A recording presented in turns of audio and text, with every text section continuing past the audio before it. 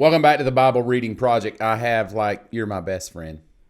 You're my best friend. Dude, E.T. right there. I don't know if that's true or not, but I felt it in the moment. I felt like when you said I was your best friend, you're lying. In this season. In this season. I like that. So, right now, Yeah. best friends. But when we leave this room. The hat is probably cool, not. man. Thank you. I noticed it the other day. Yeah. It's really cool.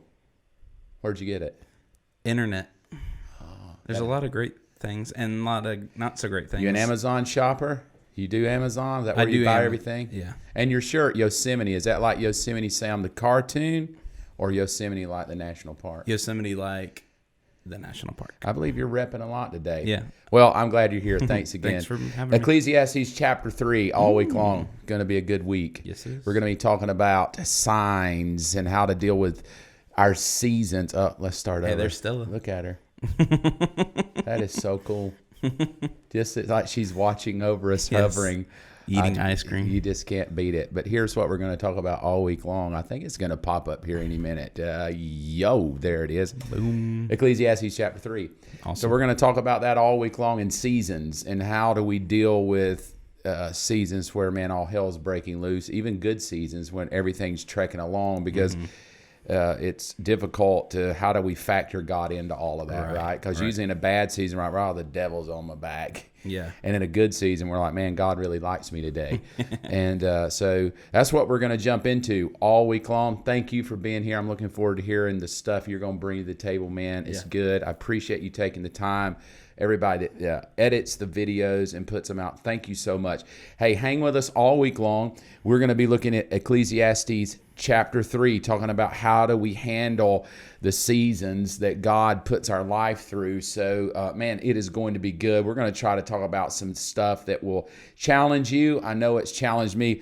Let's just jump right in. You know what we do on Monday? We just read the whole chapter, then the rest of the week we pull it out. Here we go. Verse 1, Ecclesiastes Chapter 3, New International Version I'm reading. There's a time for everything and a season for every activity under the heavens, a time to be born and a time to die, a time to plant and a time to uproot, a time to kill and a time to heal, a time to tear down and a time to build, a time to weep and a time to laugh, a time to mourn and a time to dance, a time to scatter stones and a time to gather them, a time to embrace and a time to refrain from embracing, a time to search and a time to give up, a time to keep and a time to throw away, a time to tear and a time to mend, a time to be silent and a time to speak, a time to love and a time to hate, a time for war and a time for peace. What do workers gain from their toil?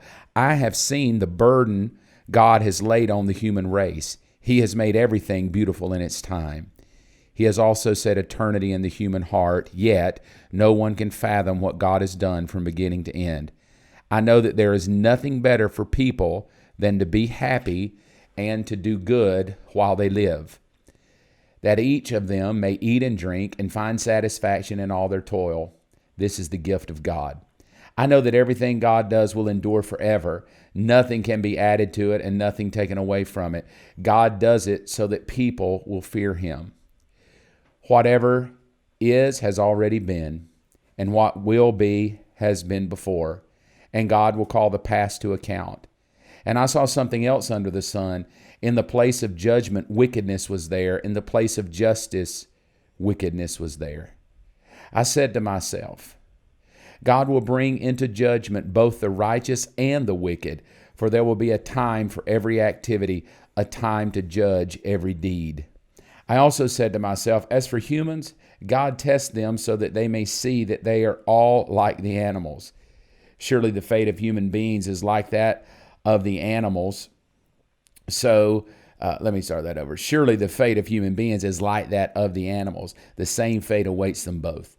As one dies, so dies the other. All have the same breath.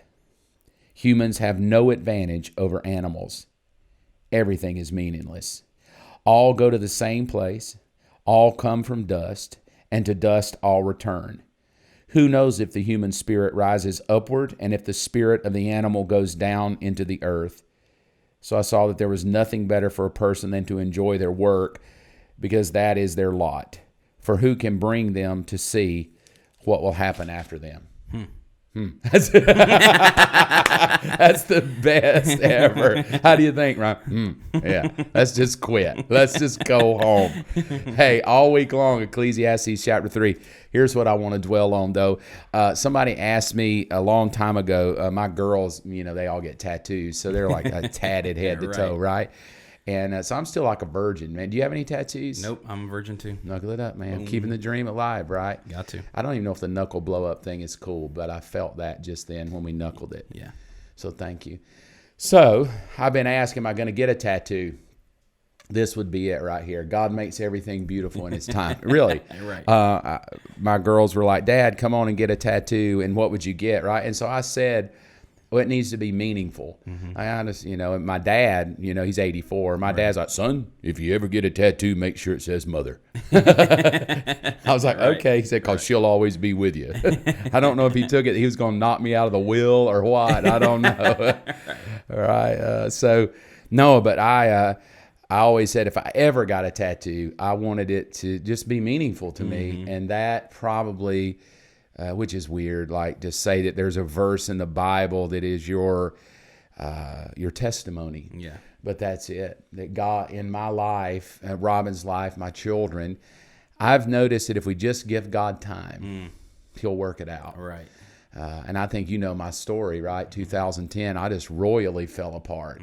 And from January 2011 till about October of 2011, it was iffy. I made the comment, I'll never preach again, don't want to be in ministry, don't want to do the whole thing. I'll love God kind of from a distance, And my testimony is if you just give God time, if you don't cop an attitude, if you don't, get bitter at Him, sure, blame it on Him, or even put yourself down. Because, sometimes we go through hard times and we curse ourselves, like stupid me, that kind of thing. And I remember my parents telling me a long time ago, especially my dad lived by this mantra. I know, son, keep your mouth right, keep your thoughts right, keep your heart right. Yeah. And, that kind of preaches well, but he really lived it. My dad really lived that in seasons where God is working and it's hell right now, but if you'll give Him time, He will make it beautiful. And I just find that a lot of people check out.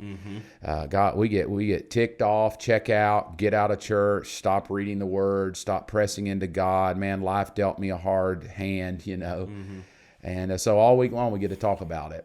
So I want you to bring some stories this week, man, of how you've dealt with seasons that have been discouraging, things that may have happened to you that could have led, last week we talked with Derek about bitterness, but sometimes it's not bitterness of people against you, but life. Yep. If something happens in life and you end up not knowing how to deal with it. So, hey, Ryan and I ask you to hang in there with us all week long. Ecclesiastes Chapter 3.